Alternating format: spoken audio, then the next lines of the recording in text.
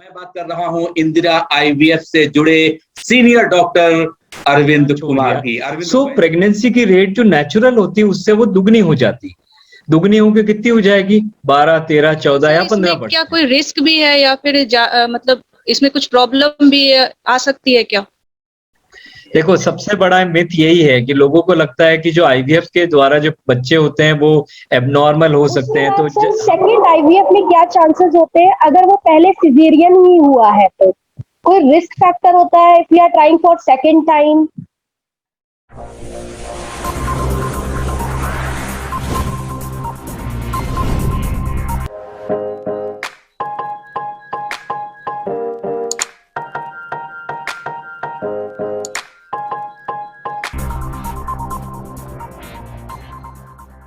नमस्कार, मैं हूं अरुणेश कुमार। आप देख रहे हैं यंग तरंग, सच की आवाज।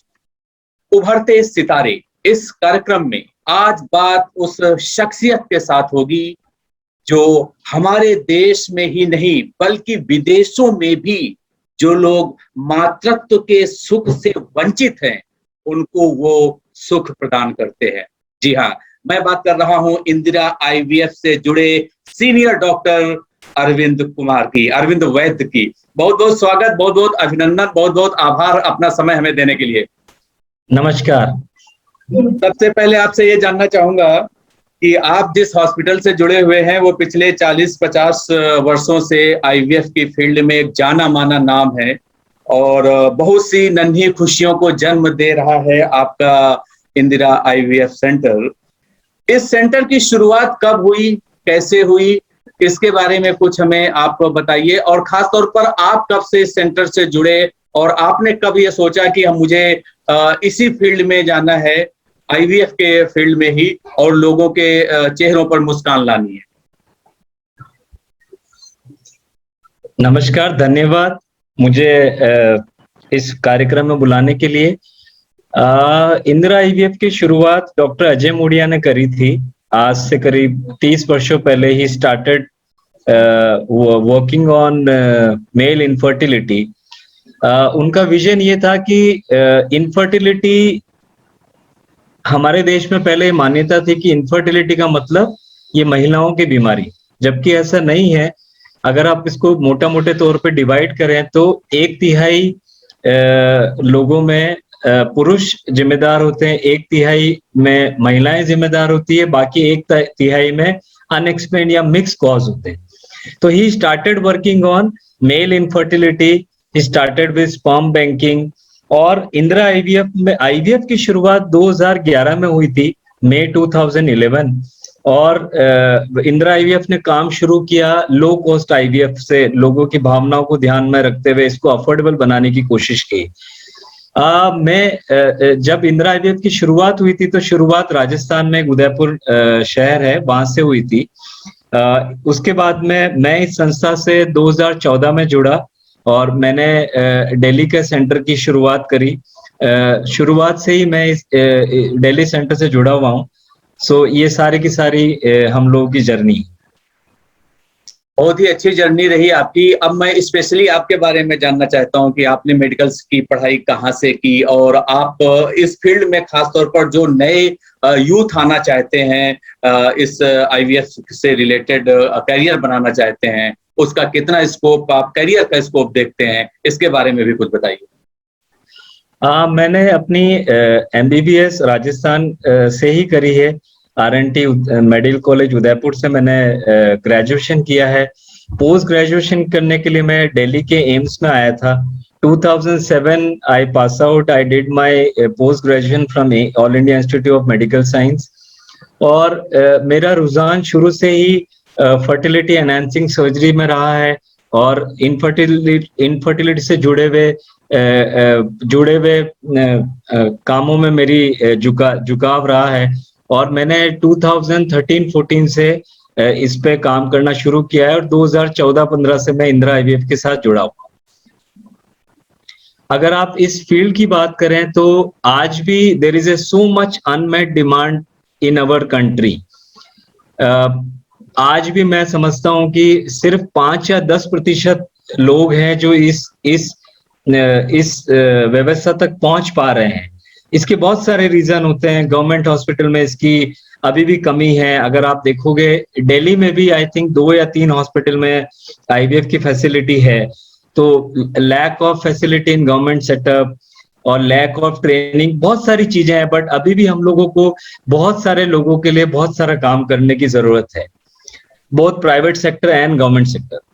बिल्कुल काम करने की बेहद जरूरत है, लेकिन साथ ही में एक बड़ा सवाल यहाँ पर यह भी उठता है कि बहुत सारे ऐसे आईवीएफ के क्लिनिक खुल गए हैं, गली गली मोहल्ले मोहल्ले में खुल गए हैं, छोटे शहरों से लेके बड़े शहरों तक खुले हुए हैं, जहां पर दरअसल एक कमर्शियल एंगल दे दिया गया है, जिसको आप कहते हैं कि आप मातृत्व के सुख को व्यापार कर रहे हैं।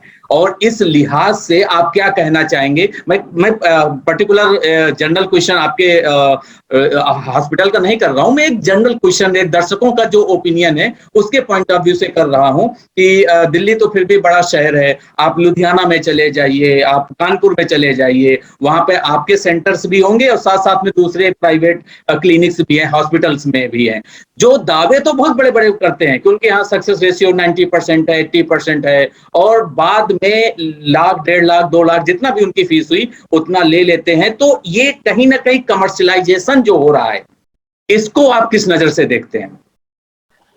कमर्शियलाइजेशन किसी भी फील्ड के लिए अच्छा नहीं है, चाहे वो आईवीएफ हो या और कोई भी हो, नॉर्मल खांसी बुखार जुकाम भी क्यों ना हो। हमें सिर्फ ये देखना रहेगा कि किस कपल को किस चीज की जरूरत है, उस जरूरत के हिसाब से हम काम करें। और सेकंड, अगर मैं बोलूंगा कि आप जब भी आप किसी भी आईवीएफ सेंटर या किसी इनफर्टिलिटी सेंटर को आप चूज करते हैं, तो आपको सबसे पहले ये देखना रहेगा कि उस सेंटर पे फैसिलिटी किस किस की है, टीम क्या है, वहां की रिजल्ट क्या है। जो आपको गूगल में रेटिंग मिलती है, या मुझे लगता है कि हमारा सबसे बड़ा जो परिणाम को अगर हम देखें तो पेशेंट ही पेशेंट को अच्छे से गाइड कर सकता है। तो मुझे लगता है किसी भी सेंटर पे जो पेशेंट है, चाहे वो पॉजिटिव है चाहे नेगेटिव है, उनसे एक ओपिनियन लेना मुझे लगता है किसी भी नए कपल के लिए एक बहुत ही महत्वपूर्ण काम होता है कि उस सेंटर में क्या फैसिलिटी, उसकी जानकारी वो डॉक्टर से तो ले ही, लेकिन उसके साथ साथ पेशेंट से लेना भी एक अच्छा विकल्प हो सकता है। बिल्कुल। अब हम बात करते हैं आईवीआई के, आईयूआई जो भी होता है, तो आप इन दोनों में कैसे, एक लेमैन को अगर समझाना हो तो आईवीएफ और आईयूआई में क्या अंतर होता है, और जो मेजर रीजंस हैं इनफर्टिलिटी के वो क्या हैं, उनके बारे में कुछ आप बताइए। उसके लिए थोड़ा सा आपको एक मैथमेटिकल उसमें जाना रहेगा। नेचुरल कंसेप्शन रेट जो होता है, अगर कोई भी कपल शादी के बाद अगर नेचुरल तरीके से प्रेगनेंसी के लिए ट्राई कर रहे हैं, तो natural conception is somewhere around 7 to 8% होता है।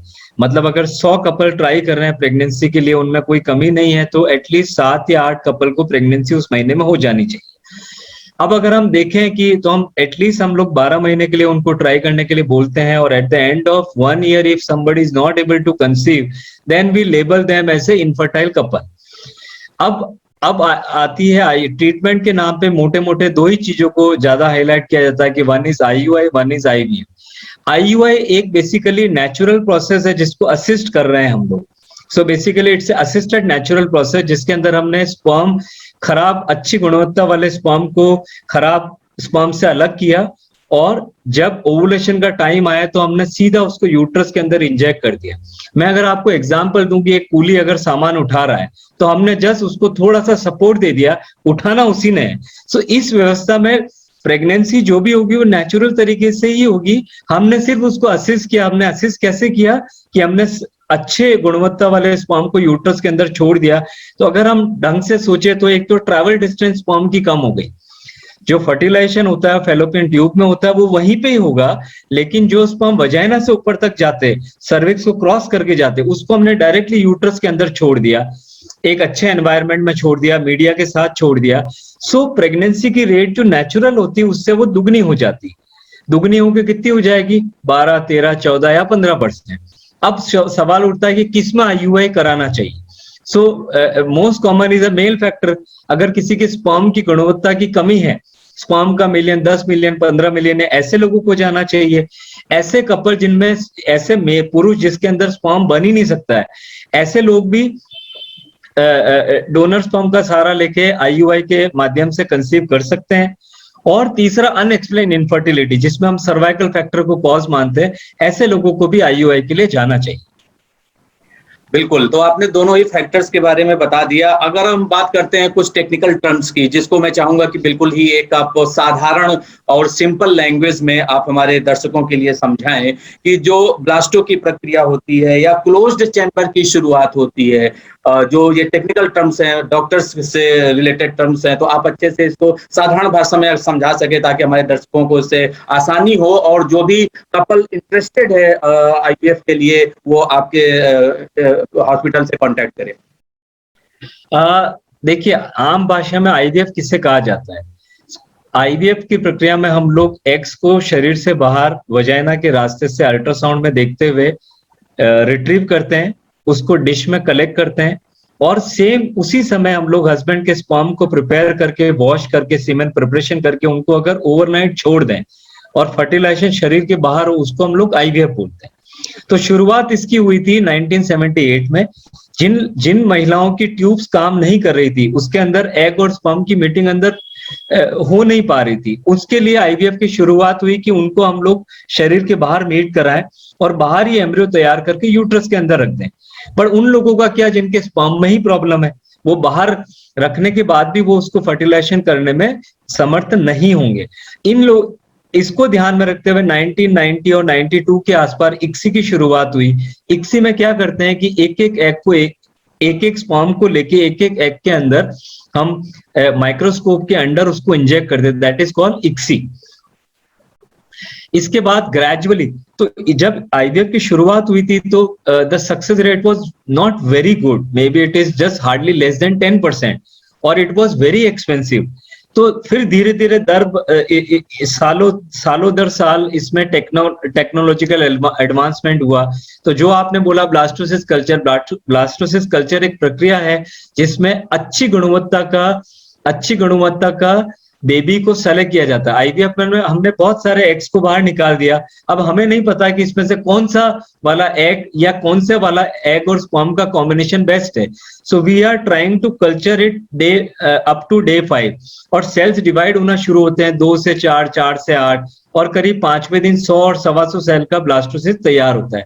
तो इसको ब्लास्टोसिस कल्चर बोलते हैं। आइडिया ये है कि जो भी बच्चा कमजोर है या वीक है, वो पहले, दूसरे, तीसरे, चौथे दिन तक बाहर ही डिस्ट्रॉय हो जाएगा, और जो बच्चा 5 दिन तक शरीर के बाहर ग्रो कर रहा है, उसका अंदर इम्प्लांटेशन होने की संभावना ज्यादा रहेगी। ये है ब्लास्टोसिस कल्चर।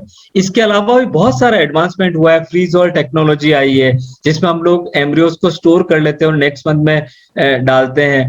पीजीटीए आया है, हम लोग बाहर ही हम लोग एम्ब्रियो की गुणवत्ता का जेनेटिक लेवल पे पता कर लें और फिर जेनेटिकली नॉर्मल एम्ब्रियो को ट्रांसफर करें ताकि सक्सेस की संभावनाएं बढ़ जाएं। आपको ये जानने, मुझे लगता है दर्शकों को जानने की जरूरत है कि अब आईवीएफ का फील्ड सिर्फ इनफर्टिलिटी तक सीमित नहीं रह गया है। पीजीटीए जिनके बार बार मिसकैरेजेस हो रहे हैं, जिसमें एबनॉर्मल एम्ब्रियो मिसकैरेज के लिए जिम्मेदार है, हम लोग बाहर ही एम्ब्रियो की क्वालिटी पता करके यूट्रस के अंदर इम्प्लांट कर सकते हैं, वो भी प्रेगनेंसी का सुख ले सकते हैं। इसके अलावा बहुत सारी डिजीजेस हैं जिसमें, जैसे थैलेसीमिया हो गया, जिसके अंदर हमें पता है कि बेबी जब पहले बच्चा पैदा होता था उसके बाद लोगों को पता लगता था कि इसको थैलेसीमिया है। ग्रेजुअली प्रीनेटल टेक्निक्स आई जिसमें हम लोग पेट के अंदर बच्चे का डायग्नोसिस बनाना शुरुआत कर दिया। Now the technique has come up कि हम आईवीएफ के द्वारा जो एम्ब्रियो तैयार कर रहे हैं उसका डायग्नोसिस, थैलेसीमिया हो गया है, सिस्टिक फाइब्रोसिस हो गया, उसका डायग्नोसिस इम्प्लांट करने से पहले ही हम लोग बाहर ही बना लें। सो ये सारे के सारे एडवांसमेंट आईवीएफ में होंगे। तो ये सारे के सारे एडवांसमेंट आपके हॉस्पिटल में बहुत अच्छे तरीके से किए जाते हैं और शायद यही वजह है कि आपके यहाँ का जो सक्सेस रेशियो है, सक्सेस रेट है, वो बहुत अच्छा है। अब हम आगे बढ़ते हैं, बात करते हैं सरोगेसी की। आपने देखा होगा कि हमारी कंट्री में सरोगेसी को भी व्यापार बना दिया गया है, और शायद इतना बड़ा व्यापार ये बन गया है जहां लाखों करोड़ों के खेल होते हैं, उसमें मिली भगत डॉक्टर्स की, हॉस्पिटल्स की और कपल्स की, सबकी होती है। इन्हीं सब चीजों को ध्यान में रखते हुए एक विधेयक भारत सरकार के द्वारा 21 नवंबर 2016 को लोकसभा में लाया गया था, और स्टैंडिंग कमेटी ने इसको 12 जनवरी 2017 में भेज दिया गया, और इसके बाद 19 दिसंबर 2018 को ये बिल पास हो गया। मेरा सवाल आपसे ये है कि बहुत ज्यादा ऐसा देखने में आता है, बॉलीवुड के एग्जांपल ले लीजिए, आप नॉर्मल लाइफ के एग्जांपल ले लीजिए, जहां पर सरोगेसी बिल में जो प्रावधान है, जो उसमें रूल्स हैं, रेगुलेशंस हैं, उनको लेकर दो ओपिनियन है। कई लोग फेवर में हैं, कई लोग अगेंस्ट में हैं। एक डॉक्टर होने के नाते आपका ओपिनियन क्या है कि सरोगेसी बिल वरदान है या अभिशाप है हमारे भारतीय समाज के लिए? मुझे लगता है कि हम किसी भी चीज के दोनों पहलुओं को देखना बहुत जरूरी है किसी भी फील्ड में, क्योंकि ये आप अगर देखेंगे आईवीएफ एक 30-40 साल पुराना मैटर है, तो ऑफकोर्स इसमें लॉ की जरूरत तो है, और एक्सप्लॉयटेशन किसी भी जगह नहीं होना चाहिए। सो बेसिकली गवर्नमेंट इस एंगल से आई है कि to prevent exploitation for a female, तो वो ये विधेयक को लेके आया। लेकिन इस विधेयक की बहुत सारी मैं कमियां तो नहीं कहूंगा, पर इसके दूसरे पहलू को भी देखना पड़ेगा। हम और आप क्या करते हैं आज के 10 साल 5 साल पहले? So basically there are two angle, one is commercial surrogacy, one is altruistic surrogacy. तो गवर्नमेंट चाहती है कि एल्ट्रोस्टिक सरोगेसी का मतलब है कि महिला के परिवार से ही कोई महिला आके वो सरोगेसी का काम करे या किराए की कोख के लिए काम करे, जिन लोगों की यूट्रस प्रेगनेंसी होल्ड करने में कैपेबल नहीं है, उनके परिवार से कोई आए। मोस्टली परिवार में अगर हम देखेंगे first degree, second degree, third degree relative, so ज्यादातर देखा गया है जो महिला की भाभी होगी, सिस्टर होगी, वही आ सकते हैं। लेकिन हम एक चीज को भूल जाते हैं, आज के 10 साल पहले, 15 साल पहले 4 बच्चे, 5 बच्चे, 6 बच्चे, ये बहुत आम बात थी। बिल्कुल, इसका मतलब जितनी बड़ी फैमिली होगी, आपके पास एल्ट्रोस्टिक सरोगेसी का उतना ही बड़ा रोल होगा। लेकिन एक तरफ हम लोग लिमिटेड फैमिली की बात करें, 1 child norm, 2 child norm, 3 child norm. अब आप मुझे बताइए कि अगर हम लोग 1 या 2 चाइल्ड नॉर्म की तरफ जाते हैं, तो आप मुझे बताइए कि एल्ट्रोस्टिक सरोगेसी का स्कोप कितना रह जाएगा? Who will come up from their own family? Yes, commercial surrogacy का एक्सप्लॉयटेशन हो रहा है, उसको रोकने के लिए लॉ बनना चाहिए, पर हम सिर्फ एक ही एंगल के आधार पे लॉ नहीं ला सकते हैं। तो मुझे लगता है कि इसके अंदर बहुत सारे मंथन की जरूरत तो है। लेकिन अगर उस मंथन में बात करें ऐसे बड़े लोगों की जो अच्छी खासी फैमिली से आते हैं, करोड़पति लोग हैं, चाहे वो सेलिब्रिटी हो, बॉलीवुड से हो या किसी भी इंडस्ट्री से हो, वो लोग क्या करते हैं कि प्रेगनेंसी के पेन से बचने के लिए जो एक नेचुरल प्रक्रिया होती है, उसमें जो नेचुरल दर्द होता है, उससे बचने के लिए वो किसी थर्ड पार्टी को लाते हैं। और ऐसा नहीं है कि वो फिजिकली फिट नहीं है, ऐसा नहीं है कि वो फिजिकली फिट नहीं है प्रेग्नेंट होने के लिए, लेकिन वो पैसों के बलबूते ऐसा करते हैं। सुषमा स्वराज जो अब नहीं रही, बीजेपी की बड़ी नेता थी, उन्होंने कहा था कि दरअसल इस तरह के कमर्शियल सिंगल्स पर लगाम लगाने के लिए ये बिल लाना बेहद जरूरी है। तो मेरा सवाल आपसे ये था कि इस तरह का जो कमर्शियलाइजेशन है, इस पर रोक आपके ओपिनियन से कैसे लग सकती है? ये बिल्कुल सही है। एक्चुअली कमर्शियल एंगल को इसको देखना रहेगा। इंडिकेशन एक बहुत दो चीजें इसमें इंपॉर्टेंट है। पहली चीज, जरूरत किसको है। Indication is very very important. जिन लोगों को जरूरत नहीं है उसके लिए ये लॉ अगेंस्ट होना चाहिए। मेरी दृष्टि में भी ये बहुत जरूरी, नंबर 1। नंबर 2, मुझे लगता है कि जैसे बिल में कहा गया है कि जिनको एक भी बेबी नहीं है और जो बेबी नहीं कर सकते, उनके लिए ये सरोगेसी प्लान फिट होना चाहिए। ये नहीं कि जो सेकंड, थर्ड, फोर्थ प्रेगनेंसी के लिए ट्राई करें, उनके लिए नहीं होना चाहिए। Those who are physically unfit या मेडिकली अनफिट होते हैं, उनको, कि जिनका यूट्रस बिल्कुल होल्ड करने में समर्थ नहीं है, जिनके यूट्रस एब्सेंट है, कंजेनिटल यूट्रस नहीं है, या ऐसी मेडिकल कंडीशन में जिसमें प्रेगनेंसी के दौरान मां की जान जाने का खतरा 50% से ज्यादा होता है, सिर्फ मुझे लगता है कि यस, एक पैनल बनाना चाहिए जिसमें एक इंडिकेशन को इवैल्यूएट करने की कोई न कोई प्रक्रिया होनी चाहिए, जिसको चाहे रेट्रोस्पेक्टिवली करे या या उसको एंटेरोस्पेक्टिव करें, कि एक इंडिकेशन होना बहुत बहुत जरूरी है, उसके बिना सरोगेसी नहीं होनी चाहिए। बिल्कुल। अब आखिर में एक सवाल इसी से जुड़ा हुआ है, लेकिन थोड़ा सा क्वेश्चन को यू टर्न देते हुए मैं एलजीबीटी कम्युनिटी के ऊपर बात करना चाहूंगा, क्योंकि सरोगेसी लॉ में ये भी बात कही गई है कि जो सिंगल मदर बनना चाहते हो, या जो अनमैरिड कपल हैं, जो लिव इन में रहते हैं, या जो होमोसेक्सुअल से संबंधित लोग होते हैं, इन लोगों को सरोगेसी की इजाजत नहीं है। और ऐसे में अगर ये लोग चाहते हैं कि बेबी को प्लान करें, तो आपके अकॉर्डिंग इन लोगों को परमिशन मिलनी चाहिए या नहीं? देखो, gradually laws are always changing, और धीरे धीरे हमारे समाज में इनको एक्सेप्टेंस आ रही है। तो जैसे ही एक्सेप्टेंस आएगी तो प्रेगनेंसी और टू कैरी बेबी, ये तो एक एसेंशियल है। तो इन लोगों के लिए मुझे लगता है कि लॉ में सुधार की यह जरूरत रहेगी। अगर हम इनको समाज में मान्यता दे रहे हैं तो उनको बच्चा पैदा करने का उनको भी अधिकार है, और मुझे लगता है कहीं न कहीं इसके लिए चेंज लॉ को थोड़ा सा ट्विस्ट करना पड़ेगा। और as of now I think, if I am not wrong, single mother can go for pregnancy through IVF, but जैसे जैसे अडॉप्शन के रूल्स है, the unmarried male or single male cannot go for surrogacy or IVF, but मुझे लगता है इसमें कुछ इनको थोड़ा बहुत सुधार की जरूरत है, क्योंकि प्रेगनेंसी के लिए शादीशुदा होना या I mean we have to think about other community also, like जो homosexual है या जो LGBT, जिसके बारे में आपने बताया, मुझे लगता है इसमें थोड़ा सुधार की जरूरत पड़ेगी आने वाले टाइम। बिल्कुल, तो आने वाले समय में एलजीबीटी कम्युनिटी से रिलेटेड भी कुछ ना कुछ सुधार आएगा। और जो डॉक्टर साहब ने एक बड़ी बात कही कि नियम जो भी बने हैं, जो भी लॉ बने हैं, उसमें एक पैनल होना चाहिए, पैनल में एक्सपर्ट्स होने चाहिए, डॉक्टर्स होने चाहिए, लोग होने चाहिए।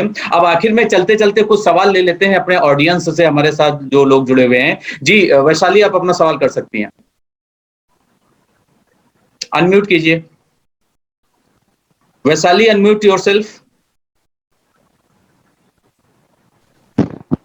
सर, मेरा सवाल ये था कि जैसे बॉलीवुड में देखा जाए तो बहुत कोई सरोगेसी के जरिए माँ बनी है, जबकि वो मतलब वो लोग फिटनेस को लेकर के काफी कॉन्शियस थी और ये सब को, तो ऐसा नहीं लगता बॉलीवुड को फॉलो करने वाले जैसे आम हम लोग समाज के लोग हैं, तो इससे सरोगेसी जो मतलब माँ बन सकती है, उनको देख के वो फॉलो करेंगे और जैसे नेचुरल तरीके से अपने फिटनेस को ये करने के लिए लोग मतलब इससे बहुत प्रॉब्लम क्रिएट हो सकती है?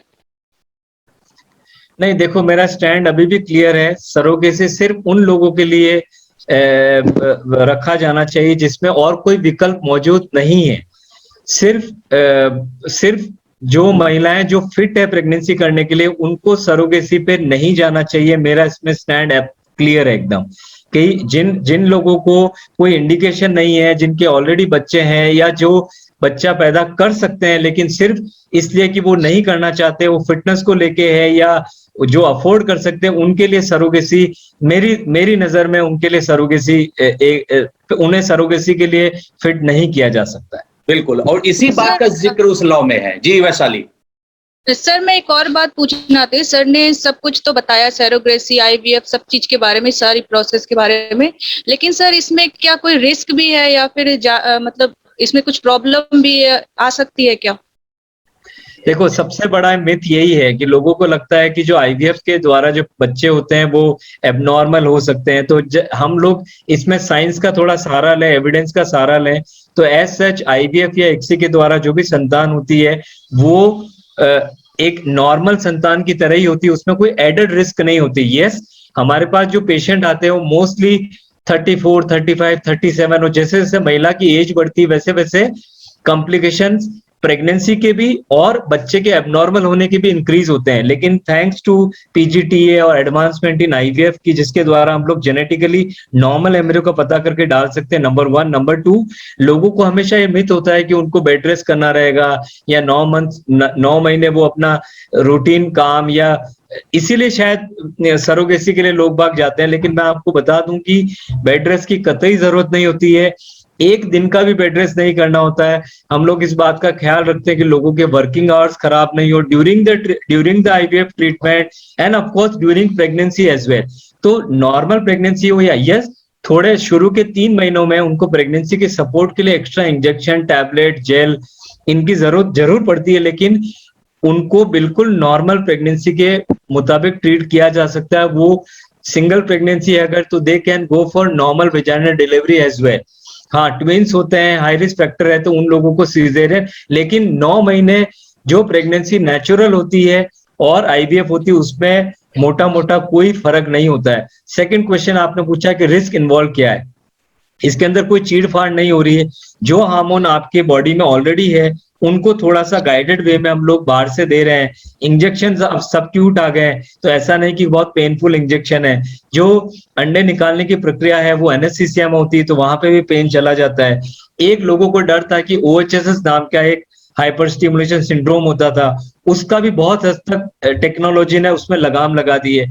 तो आप कह सकते हो एज सच आईवीएफ प्रक्रिया जटिल जरूर है, लेकिन उसके अंदर कोई एज सच रिस्क इन्वॉल्व नहीं है, और आईवीएफ के द्वारा जो प्रेगनेंसी होती है उसके अंदर भी कोई एज सच अलग से प्रिकॉशन या लेने की जरूरत नहीं होती।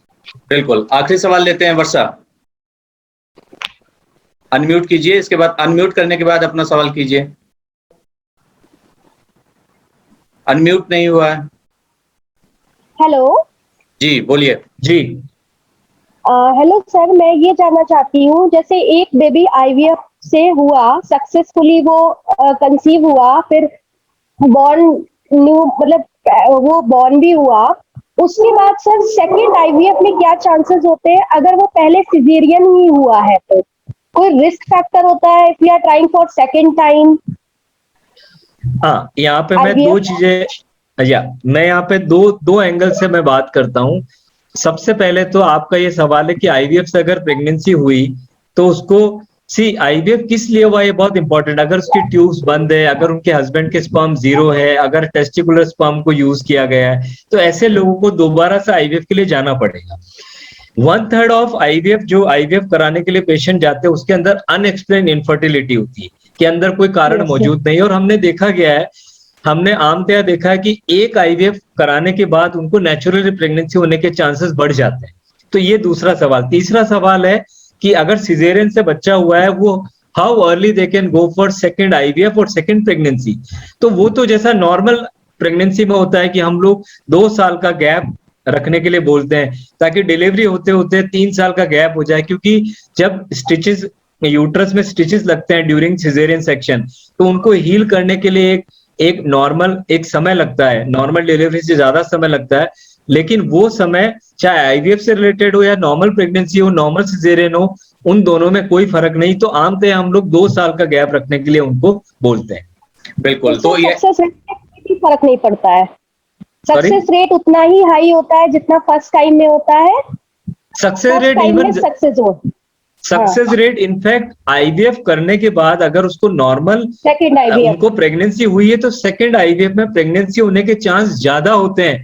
अगर आप ये तो वही वाली बात हो गई ना कि आपने उस खेत में फसल उगाई है, लेकिन आपका क्वेश्चन का आंसर मैं अलग तरीके से भी दूंगा। इस दौरान अगर महिला की एज अगर बढ़ गई है तो एज रिलेटेड जो प्रेगनेंसी की संभावनाएं में कमी जो होनी है वो जरूर हो सकती है, पर इम्प्लांटेशन रेट हमेशा फर्स्ट आईवीएफ के बाद, सफल आईवीएफ के बाद इम्प्लांटेशन की रेट हमेशा उतनी ही या उससे ज्यादा होती, कम नहीं होती। Thank you so much. तो अब आखिर में आपसे ये जानना चाहेंगे कि अभी कोरोना का काल है, भगवान करे कि तीसरी लहर ना आए। आपने देखा कि पहली लहर आई, दूसरी लहर आई, तो बहुत सारे जो है सेक्टर्स पर इसका असर पड़ा, निगेटिव इम्पैक्ट बहुत पड़ा, चाहे वो एजुकेशन सेक्टर हो, चाहे मेडिकल सेक्टर हो।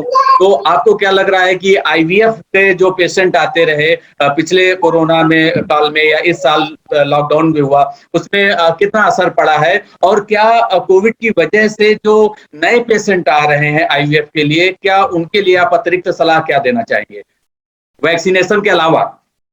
बेसिकली मैं इसको 2 एंगल से देखूंगा। अगर हम बात करें, जब शुरुआत में पहली लहर आई थी, मुझे लगता है करीब करीब सभी लोगों ने इलेक्टिव सर्जरी, इलेक्टिव काम बंद कर दिया था। सो उसी को ध्यान में रखते हुए we stop doing IVF during those 2-3 complicated months. Second, आपने बोला कि पेशेंट्स, ऑफ कोर्स जिस प्रकार से सारी इंडस्ट्रीज अफेक्टेड हुई है उसी प्रकार से प्राइवेट सेक्टर में आप देखिए आईवीएफ एक पूरी तरीके से इलेक्टिव प्रक्रिया है और इसके अंदर एक कॉस्ट भी इन्वॉल्व होती है, तो लोगों की वहन करने की शक्ति में कमी आई है। लोगों को में डर व्याप्त था, बहुत सारे लोग हैं जो प्रेगनेंसी प्लान ही करना नहीं चाहते, लोगों ने प्रेगनेंसी के दौरान मौतें देखी है। तो इस डर की वजह से, फाइनेंशियल रीजंस की वजह से लोगों में डर था, इसकी वजह से आईवीएफ की जो आईवीएफ के लिए जो इंक्वायरीज आती थी, जो पेशेंट्स आते थे, उनमें थोड़ी कमी जरूर आई है। लेकिन जैसे जैसे सेकेंड वेव के बाद में वैक्सीनेशन ड्राइव कह दो या एक ट्रीटमेंट पे लोगों का जो जांचें, उपचार, दोनों में सुधार आया था, वैक्सीनेशन ड्राइव ने अपना काम किया है, तो लोगों का डर खुला है। और अब और सभी हॉस्पिटल ने, चाहे वो आईवीएफ हो चाहे अदर हो, लोगों ने इसमें इस सिचुएशन में अपने आप को ढाला है। हर जगह एसओपीज चेंज हो गए हैं, तो उन सबको ध्यान में रखते मुझे लगता है कि ऐसा डर की जरूरत नहीं है। यस, वैक्सीनेशन में जरूर जाना है, चाहे वो प्रेगनेंसी है चाहे नॉन प्रेग्नेंट है, उनको जाना चाहिए। और अब मुझे लगता है कि ऐसी कोई चीज नहीं बची जिसके लिए वो ना आए। I think everybody is doing every kind of work in post second wave also. Okay, so thank you so much Dr. Arvind for giving us your valuable inputs and valuable time. जितने भी हमारे viewers हैं, I hope कि उनको IVF और surrogacy से related जो basic information है उसकी जानकारी जरूर इस वीडियो के माध्यम से मिलेगी। अंत में आपसे यही कहना चाहेंगे कि आज के हमारे उभरते सितारे थे डॉक्टर अरविंद वैद्य, जो कि IVF एक्सपर्ट्स हैं, जाने माने देश के डॉक्टर हैं, इंदिरा IVF सेंटर से जुड़े हुए हैं। और डॉक्टर साहब, आपकी मेहनत और आपकी टीम की मेहनत से इस देश में बहुत से लोगों को मातृत्व का सुख प्रदान हुआ है। और हमारी संस्कृति में ऐसा कहा जाता है कि एक महिला तभी संपूर्ण होती है जब वो मां बनती है। किन्हीं भी कारणों की वजह से अगर वो मां नहीं बन पाती, तब आप जैसे डॉक्टर भगवान का रूप लेकर सामने आते हैं और उनकी इस मनोकामना को पूरी करते हैं। अंत में गुजारिश आपसे यही है कि आप के पास जो भी पेशेंट आते हैं तो उनकी आर्थिक स्थिति का आकलन करते हुए मानवता के आधार पर भी जितना हो सके आप अपनी तरफ से उनको मदद कीजिए, क्योंकि ये बहुत बड़ा सुख होता है। मातृत्व की कभी कोई कीमत नहीं लगाई जा सकती, वो अनमोल होता है। इसलिए आप इस दिशा में भी थोड़ा सा अवश्य ध्यान दीजिएगा। बहुत बहुत धन्यवाद हमसे जुड़ने के लिए। Thank you. अंत में आप सबको हमारा ये वीडियो कैसा लगा, अपना फीडबैक कमेंट बॉक्स में जरूर दीजिएगा और साथ ही हमारे इस चैनल को लाइक, शेयर और सब्सक्राइब भी कीजिएगा और देखते रहिए यंग तरंग, सच की आवाज। नमस्कार।